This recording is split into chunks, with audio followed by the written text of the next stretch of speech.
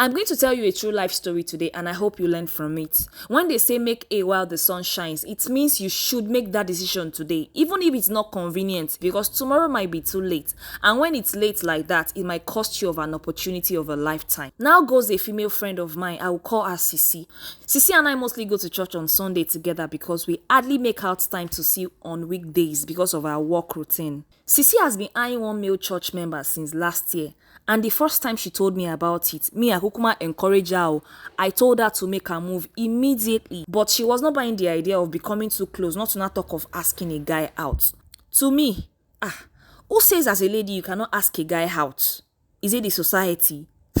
They play. The crushing went on for months until I couldn't have it anymore, and I told her that if she's not ready to let her voice out, I'm going to do it for her the next time I see the crush in church. Her fear was, what if he's in a relationship already? What if he doesn't vibe along?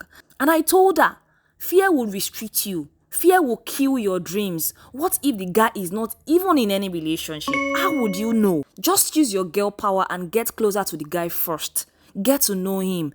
And from there, you will know if he's into anything serious or not. So we went to church the following Sunday. We didn't see the crush and it went on for weeks. At some point, Sisi was worried that her crush is nowhere to be found. Fast forward to last Sunday, oh, my people.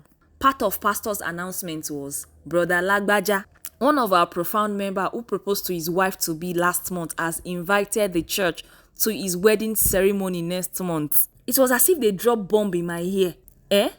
Is this not Sisi's crush that is set to marry? Ladies and gentlemen, throughout our journey after church and when we departed, Sisi cried her eyes out. Part of her regret of not making the move was when pastor was narrating how Brother Lagbaja has been trusting God for a wife. That was the part that got Sisi, and she couldn't forgive herself because she really dull on the guy matter. Bottom line, make that decision today. Do not rob yourself of an opportunity of a lifetime.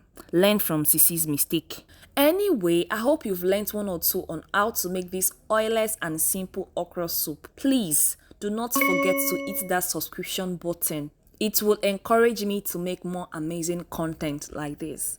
Trust me, I love you, and I'll see you soon. Bye-bye.